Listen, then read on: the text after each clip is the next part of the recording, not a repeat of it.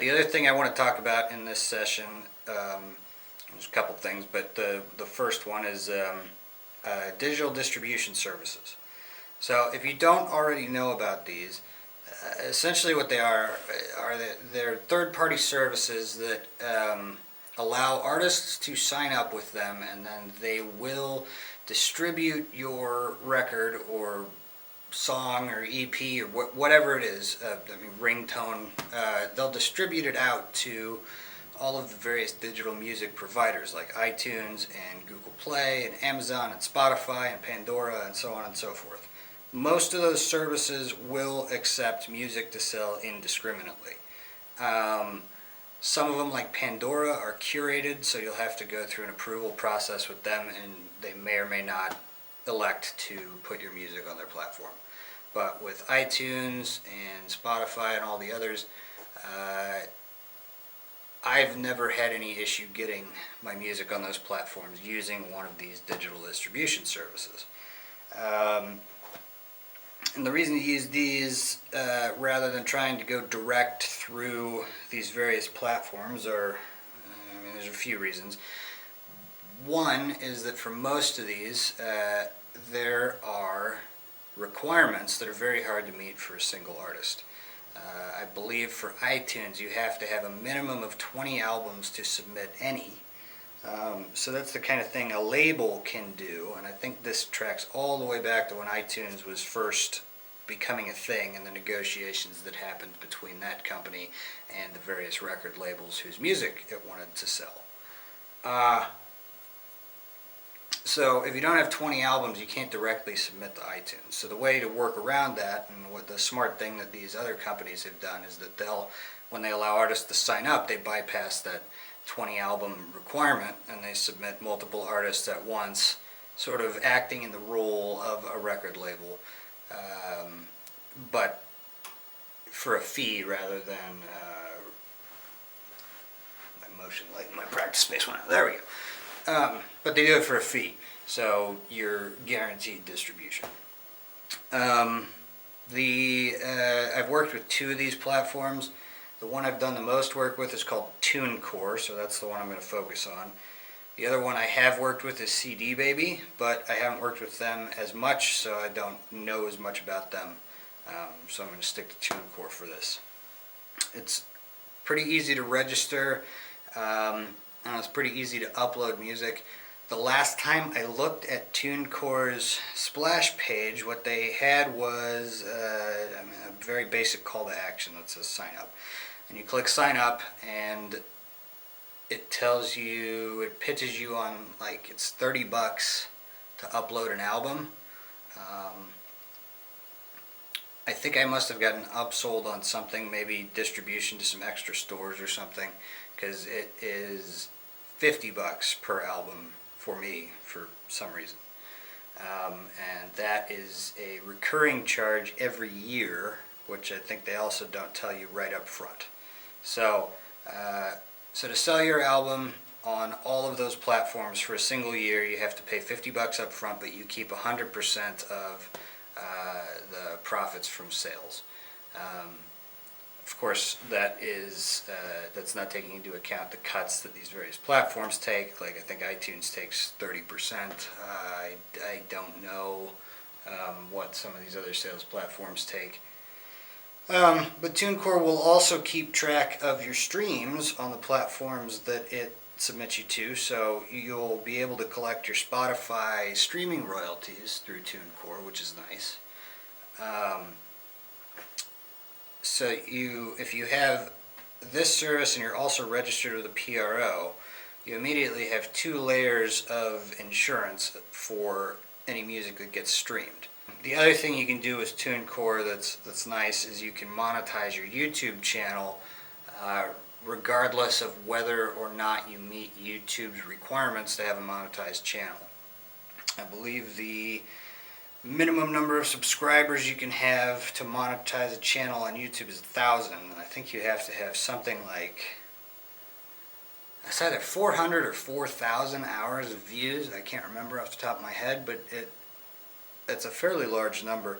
And if you're just getting started, the odds that you're going to have those numbers, I would say, are slim to nil.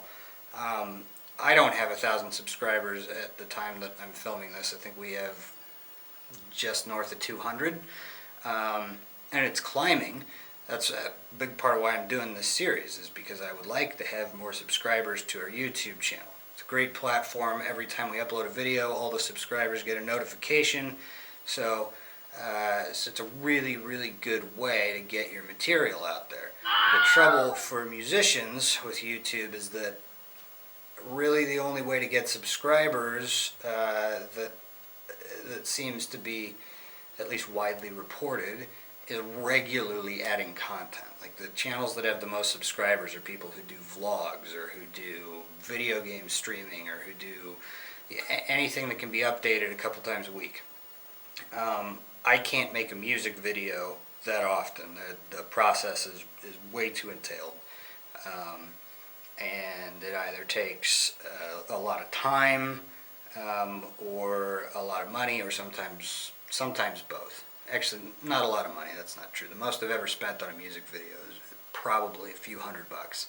But I've done all the editing myself, and I've done a lot of the shooting myself as well. So it takes a substantial amount of my time to go to locations, to, if I'm going to have actors, find actors, and then go and get the footage, bring it back, and process it and edit it, and over usually a period of months, a video will come out of it.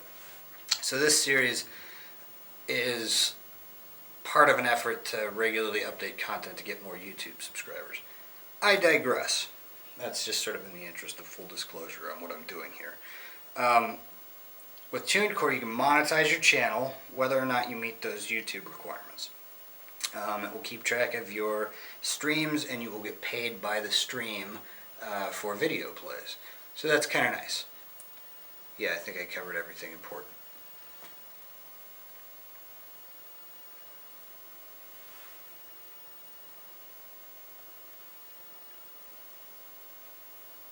This is how you distribute your music to all the various streaming services and digital music providers, such as Spotify and iTunes, Google Play, so on and so forth. I'm going to talk about Tunecore because that's what I've used most recently, and for all but our first album. I liked CD Baby. I have no problem with it. I used it the first time because we were getting CDs made, and as you may have guessed from their name, that's a service they also provide. So in addition to the CDs, they distributed that album to all of the various digital music providers that were available and continue to do so to this day. So do your research, see which one fits your budget better, see the pricing structures. When you click sign up on here, it pitches you that Tunecore costs $29.99 per album. I just had to pay a renewal fee for one of our records that was $49.99. So that may be because I took some upsells to get it distributed on more marketplaces. I'm not entirely sure.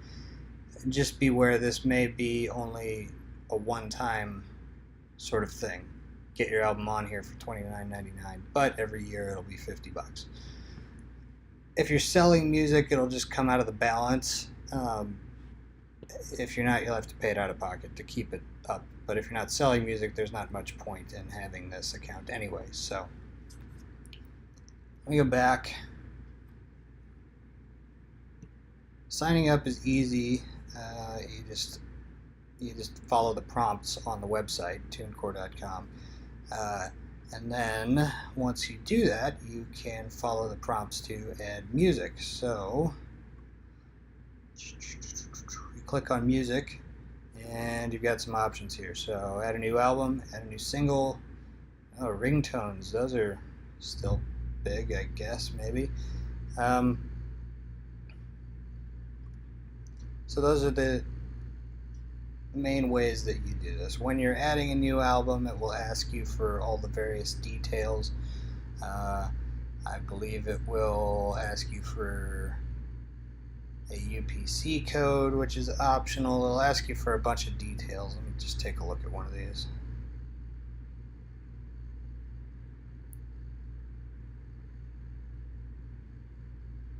Yep, okay, so UPC code. These are all of the stores that it is currently distributed to. I have the store automator on, which means that it adds it to new stores as they become available.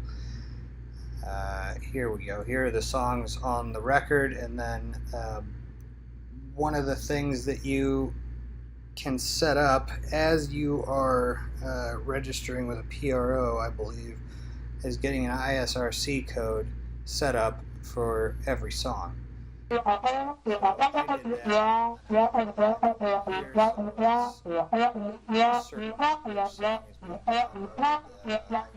that. So that's Tunecore. The other thing that they do that's pretty handy is this monetize on YouTube feature. So the other things you can check into are it does quarterly reports on your income. There's your video monetization dashboard, and then what do they have in artist services? Yeah, okay, so I found this to be totally useless. It was like $8 a month, and it didn't do anything. Yeah, I've never done this. I don't care. Yeah, okay, so I think the only one that is worthwhile on here of these artist services is, again, the YouTube monetization. So if you didn't know about Tunecore and CD Baby and the various other digital distribution services, now you do. Like I said, pretty easy to get signed up for. And if you're wondering how to get your music onto all of those various platforms that everybody else has their music on, this is the way to do it.